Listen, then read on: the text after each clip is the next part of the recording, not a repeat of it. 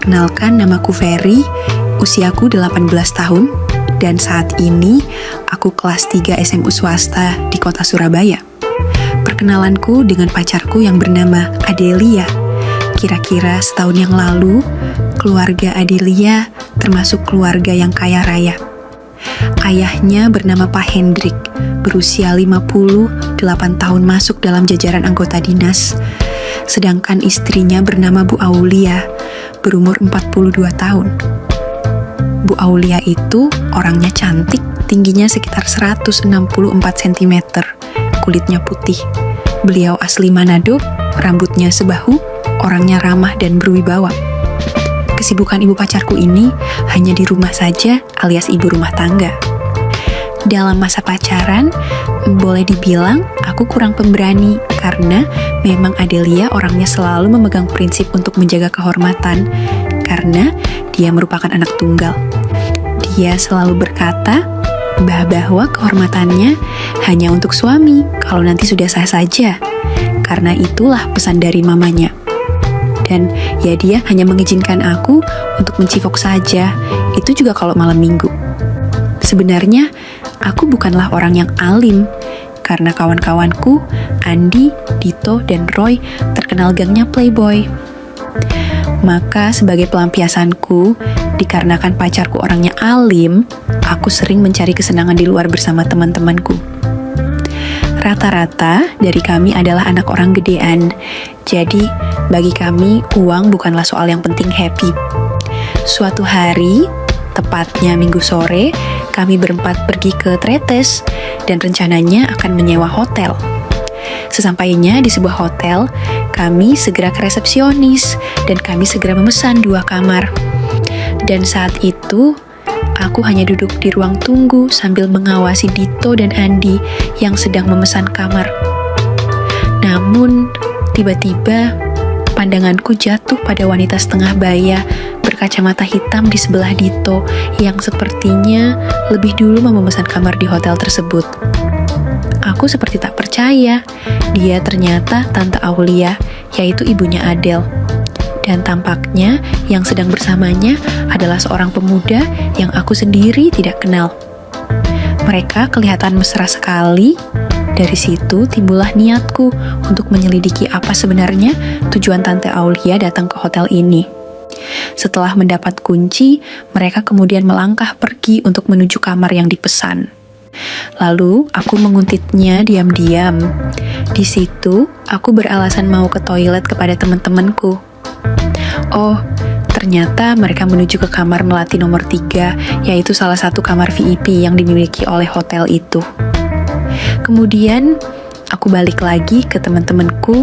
Kebetulan kami mendapat kamar yang lokasinya saling membelakangi dengan kamar melati dan posisi kamar hanya dipisahkan oleh parkiran mobil. Tak lama kemudian, Roy dan Dito pergi mencari cewek. Sambil menunggu mereka, aku iseng-iseng pergi ke belakang kamar. Saat itu, sekitar pukul 18.00 sore hari, di mana keadaan sudah mulai gelap. Kebetulan sekali aku melihat di kamar melati itu, dinding belakangnya ada sebuah ventilasi udara yang agak rendah. Kebetulan juga mobilnya Roy parkir tepat di bawah ventilasi udara tersebut. Aku pun kepikiran untuk memantau lewat situ.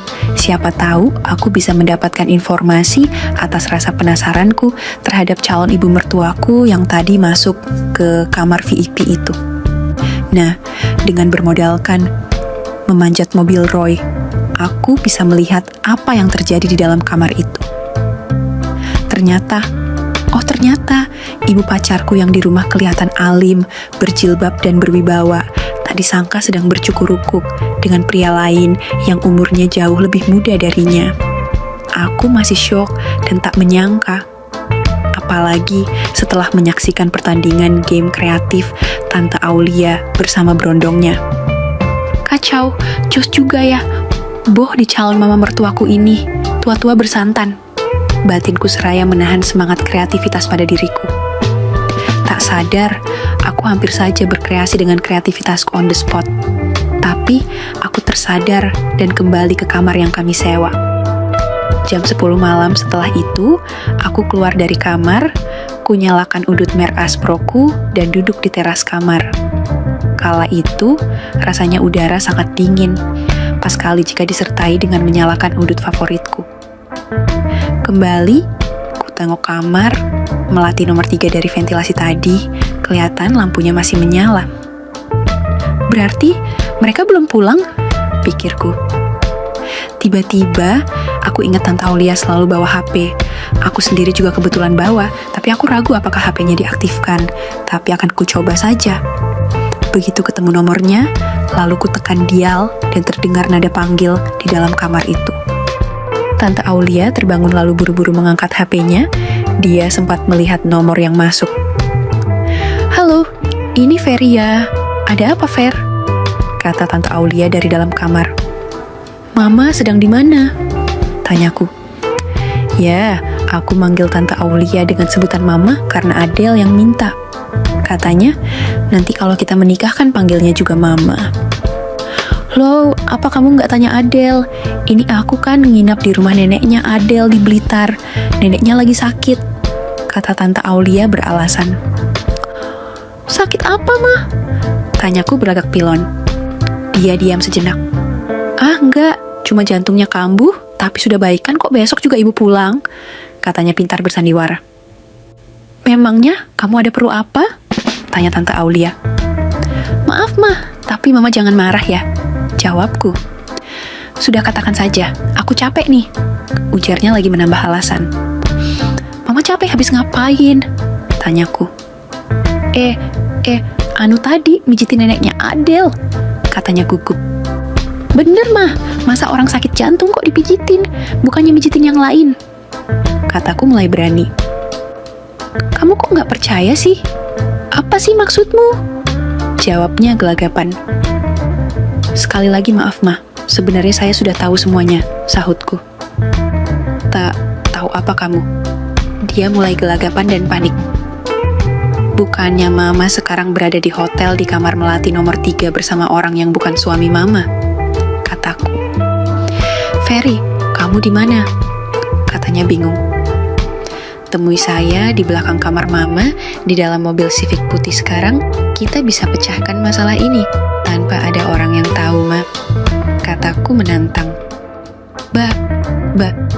Baik, aku segera ke sana, tunggu 5 menit lagi," katanya lemah. Tak lama kemudian, Tante Aulia datang dan masuk ke mobil Roy.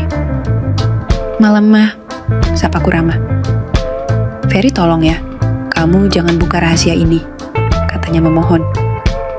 "Jangan khawatir, Mah, kalau sama aku pasti aman, tapi..."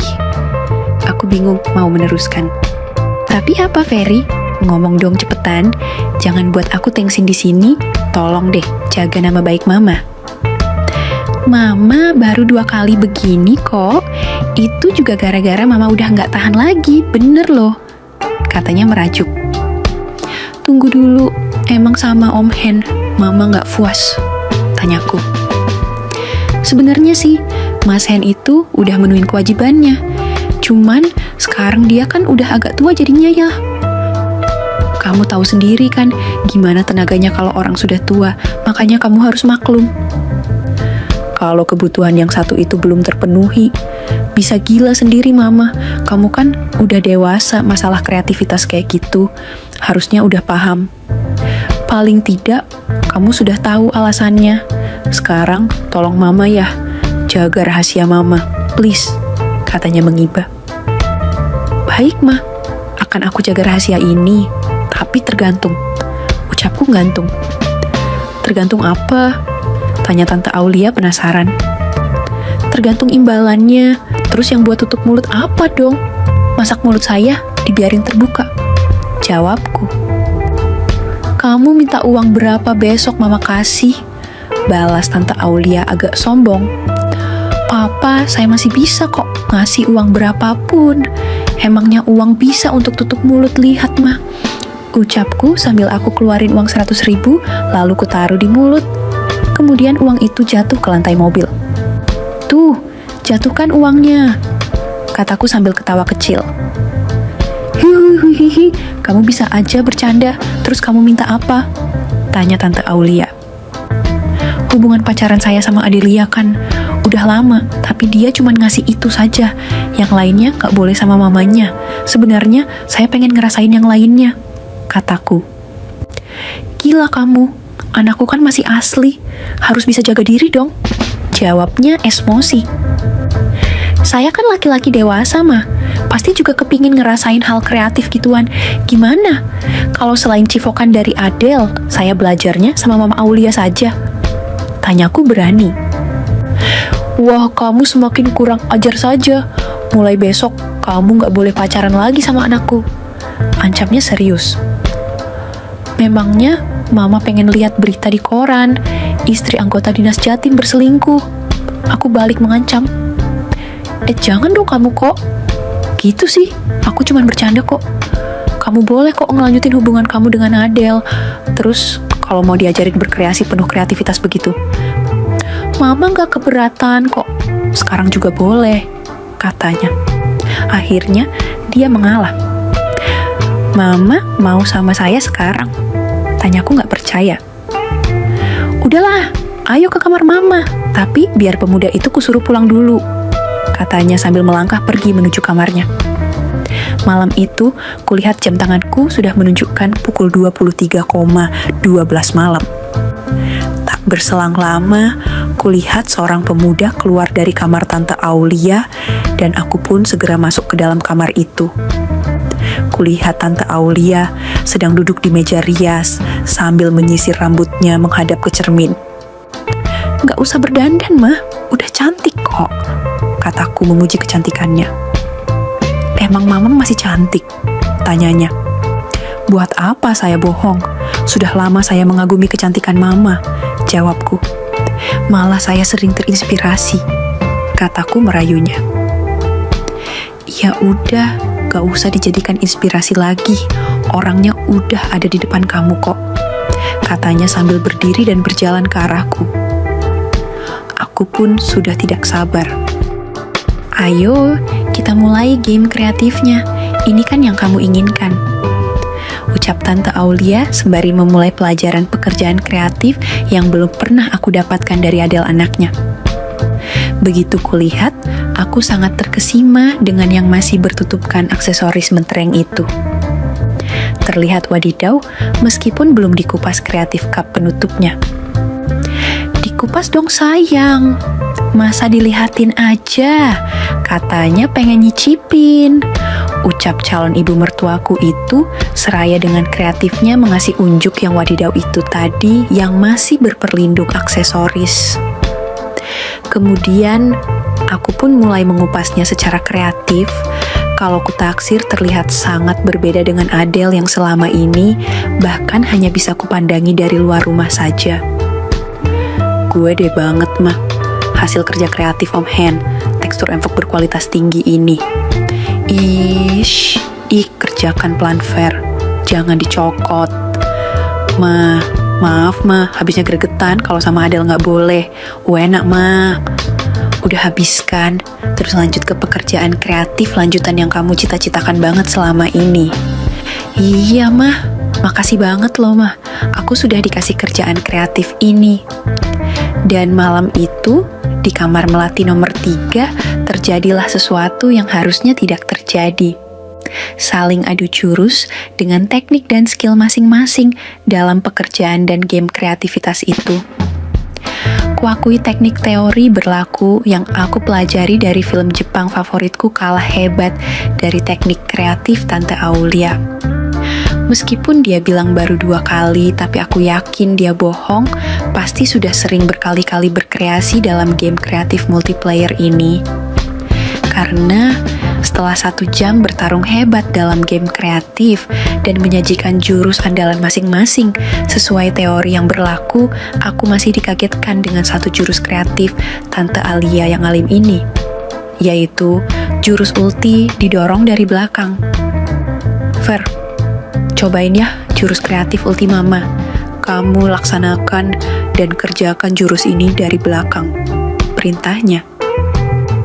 Emang bisa mah? Aku belum pernah loh ngerasain jurus itu di game kreatif ini. Biasanya dari depan jurus jurunyanya, Jawabku ragu. Udah, kamu kalau nerima jurus 1 ini, nanti juga akan kewalahan terus kalah dengan cepat. Mau nggak? Ayo, ucap calon ibu mertuaku itu meyakinkan. Bentar, belum selesai aku menjawab, tiba-tiba Tante Aulia mengulti tanpa aba-aba. Nih, rasakan jurus didorong belakang. Ucapnya.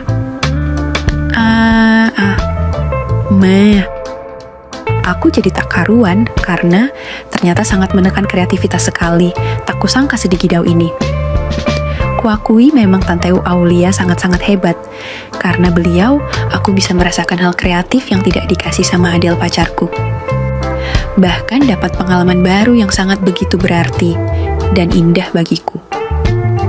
Berbeda dengan awal-awal tadi, kali ini adu jurus dalam game kreatif. Dengan posisi belakang aku hanya mampu bertahan selama 30 menit saja. Karena memang semenakjubkan itu.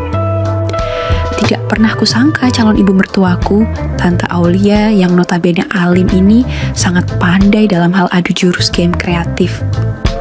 Hingga akhirnya jam menunjukkan pukul 3 pagi, kami baru udahan kerja kreatifnya. Aku jadi teringat kalau aku ke hotel ini bersama teman-temanku. Aku pun bergegas merapikan diri dan pamit menemui teman-temanku di kamar yang kami sewa. Mah, aku baru lupa kalau aku ninggalin teman-temanku dari jam 11 tadi. Aku balik ke kamar dulu ya, ucapku. Ih, sampai lupa waktu kamu ya? Ya sudah sana, tunggu dulu, muac, nanti lagi ya, ucap Tante Aulia seraya memberiku hadiah. Nanti bisa diatur lagi mah. Kalau sudah di Surabaya, kita adakan jadwal meeting pertandingan kreatif lagi.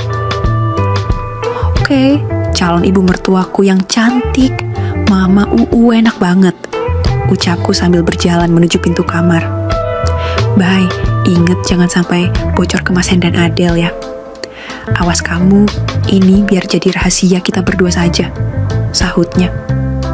Siap mah, kalau rutin dapat hantaman dari jurus ulti kreatif belakang mama masih bisa diatur mah, aman, jawabku. Akhirnya, aku pun kembali ke kamar teman-temanku. Ternyata mereka sudah tertidur semua dan kulihat ada satu cewek juga di sana. Pasti mereka habis main Uno nih, batinku. Ya, aku memang tidak kebagian, tapi aku malah mendapatkan pengalaman pertama kesempatan dengan Tante Aulia yang sulit untuk dilewatkan dan sangat sulit untuk disia-siakan. Beruntungnya, aku bisa merasakan pengalaman berharga penuh kreativitas dan pelajaran bersama wanita setengah baya yang alim itu. Calon ibu mertuaku pula, gumamku. Aku pun tidak menyesal karena tidak kebagian bersama teman-temanku. Gak papalah kali ini terlewatkan, yang penting aku mendapatkan yang lebih wow. Bersambung, begitulah kisah pengalaman antara aku dan Tante Aulia atau ibu dari pacarku, calon mertuaku, dan kejadian rahasia ini masih terus berlanjut. Masih banyak kisah yang belum aku bagikan. Mungkin lain kali akan aku ceritakan lagi perjalananku bersama Tante Aulia. Terima kasih sudah mau mendengarkan kisah nyata ini. Ambil baiknya dan buang buruknya dari cerita kisah ini. Semoga hal seperti ini tidak terjadi kepada kita semua, bosku, dan semoga kita semua dilindungi dari mara bahaya. Amin ya Rabbal Alamin. Terima kasih dan sampai jumpa di cerita selanjutnya. Jangan lupa like, comment, share, dan subscribe.